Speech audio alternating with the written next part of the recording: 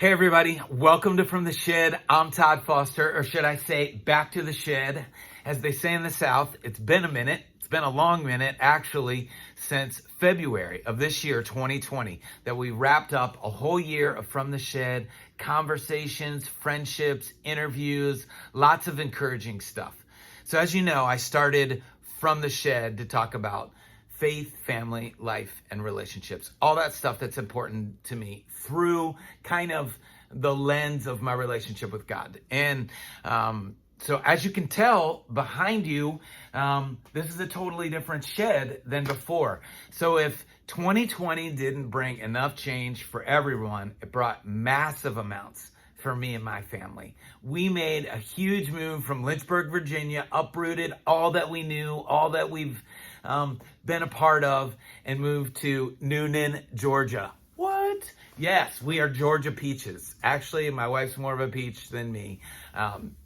But, yep, we moved to Georgia, and she took a job at a place called Impact 360 in Pine Mountain, which is little under an hour away. So she has a long commute. But if you remember from some past episodes, if you didn't, you can go back and check them out. That both of my daughters went to Impact 360, and it changed their lives. It actually changed our whole family. So much so that an opportunity came up for my wife to come on board as guest experience specialist and special events, and come on board with them. And so here we are. We're down in Georgia, and I mean, so much change, so much to share, so many lessons and new relationships that I can't wait to share with you guys. Just some really, really good stuff. Can't wait to show you around our new place and some adventures and things that projects that we've already started. Good stuff. We've met some incredible people down here. So we're close to Atlanta, so there's some cool stuff I can't wait to introduce you to. There's a place called Clarkston, Georgia.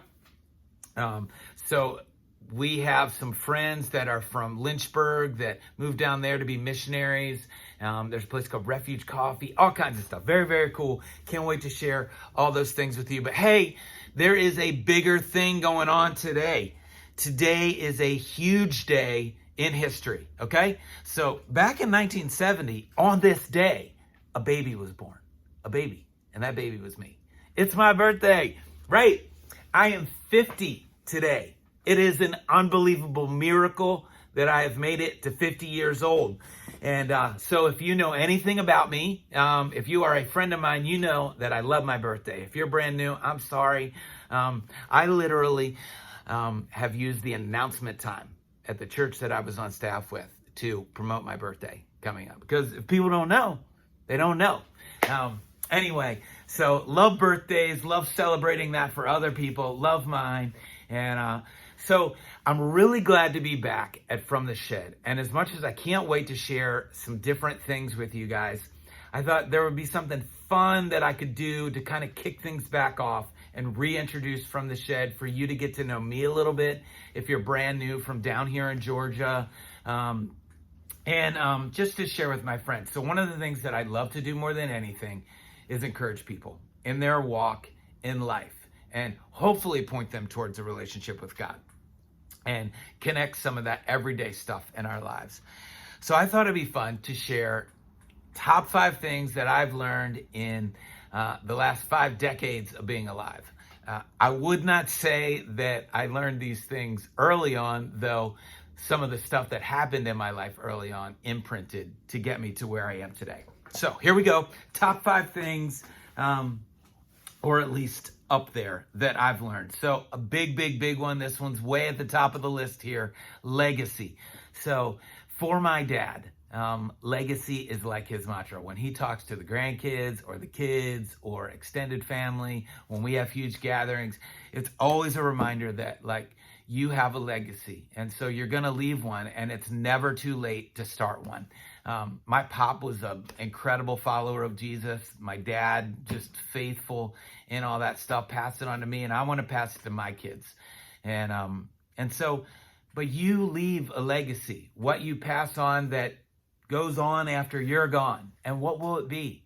It is a huge question to ask. What will you leave for your friends? What will people say about you? We come and go, man. We are like the grass. It comes and it fades. The morning and evening come and go. But there is something we can pass on that's hopefully bigger than ourselves. I believe that thing should be your relationship with God, because people can remember him and be loved and anchored to him way beyond us. So legacy is a big one. Okay, here's another one. This is kind of out of probably more recent events, but it's been a long, slow train coming, which is change is good for us and hard. So we all know it's hard. Probably most of us avoid change. We build our lives around comfort and what we love, especially here in America.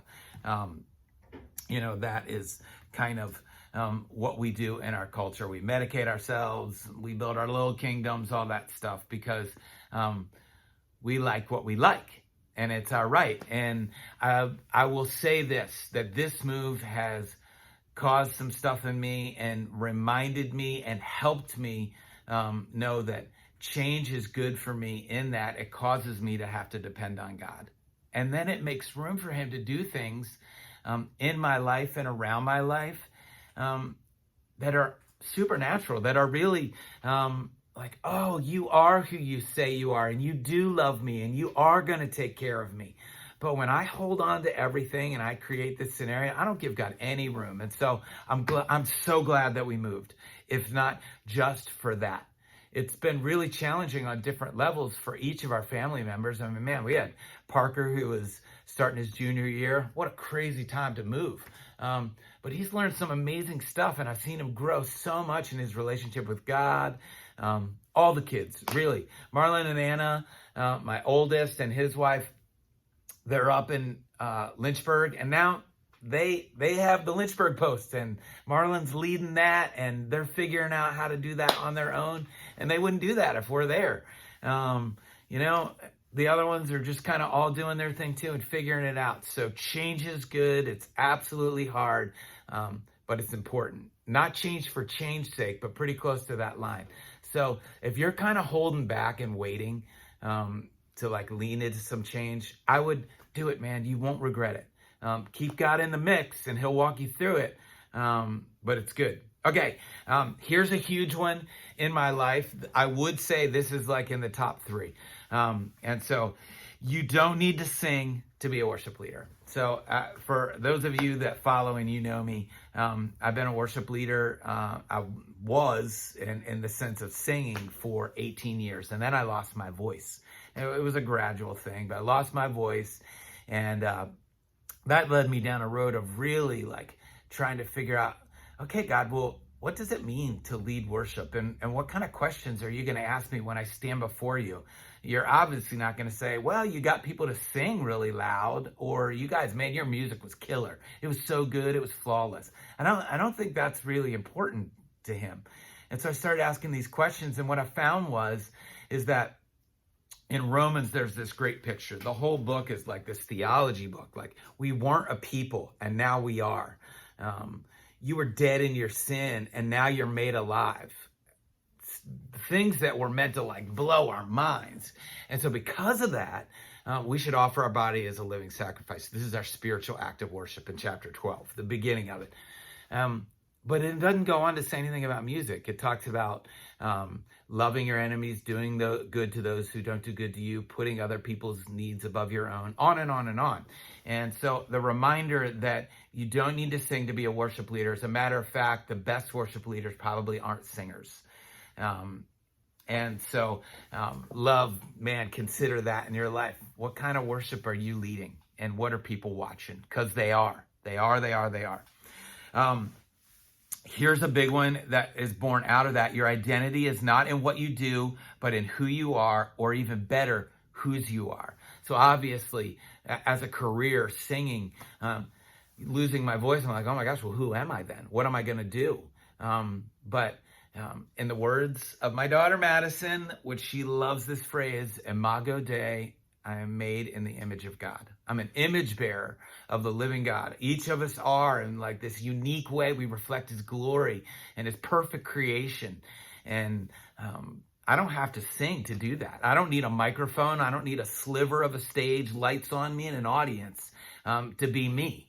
I want to be lost in him. So actually, all these things are tied together. The legacy that I leave, I don't want my kids to remember Todd Foster. I want them to remember the living God and his son Jesus. And those are the things that will last for an eternity. I promise they are. And so if you're struggling with your identity, especially if you're older and you're like in this midlife thing, man, or whether you're in college and you're like, oh gosh, what am I going to do? Who are you going to be? Whose are you going to be? Those are the important questions that you should ask. So top 5 for sure in my life. All right, last one, drum roll. This one I've learned from probably one of my biggest heroes in life, and that's my wife. She is amazing, absolutely beautiful, stunning, cute. She's awesome. She's tough as nails, and she's one of my heroes for sure. So she has something called ankylosing spondylitis, which brings massive amount of pain to her body. You would not know it. She's one of those people, not that just like, oh, I can tell, she just pushes through. You don't even know she's hurting. She is just able to do something that I think a lot of people aren't, and that's to choose life. And so here's the thing that I've learned from her, and then I've learned from other people along the way. If you focus on the bad, it'll probably seem worse than it is. But if you focus on the good, it might seem even better than it is. Man, she just like owns this one. And I can easily kind of focus on, like, if I have something wrong, I have Crohn's. If I feel like something's wrong, man, I just hyper focus on it. And then I'm like, oh, it must be this, it must be that. And I need to go get this checked out. And we just spiral. We write stories. We do that with everything. Friendships, relationships, jobs, security, things, stuff. We just, we focus on what's not right. For sure, all the things that are happening in our world right now. With a pandemic, with elections, with where the world's headed or not headed, we focus on the bad and we write stories, and it most indefinitely becomes worse than it is. And so rather than do that, what if we focus on the good, and it might be even better than it is? And here's where I'd like to take the turn into the faith, family life, and relationships, and kind of, it's the holiday season. So we've got my birthday to celebrate for sure. And it's Christmas and the New Year, and there's a whole lot to be grateful for. There's a whole lot to focus on. So if we take our Heavenly Father and his son Jesus, who came to take our place for our sin, there's eternity, which goes on forever. And then there's this little tiny moment in history that, like it or not, this is not the worst moment in history. There have been darker times. The human heart has always been terrible from beginning to end, okay? And so if we take that and we were to walk through this holiday season, and so I don't know where you are. I don't know what's happening in your life. I don't know if you're going to be alone. I don't know if your family decided to quarantine. I don't know if you're going to gather together and you're going to do it in spite of.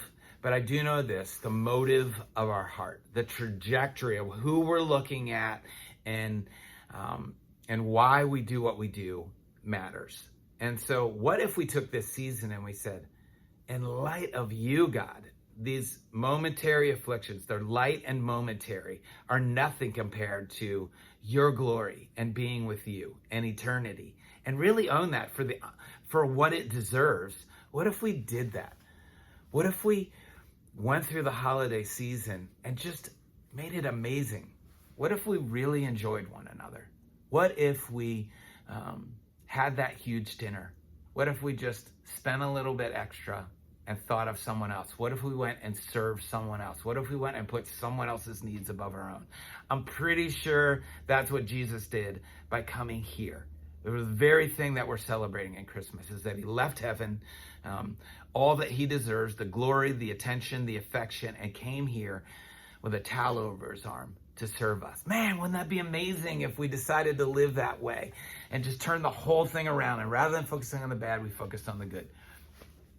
So those are 5 things that I've learned over the 50 years that I've been alive, and I'm grateful for them. And there's a lot more, and I hope you have a lot more too.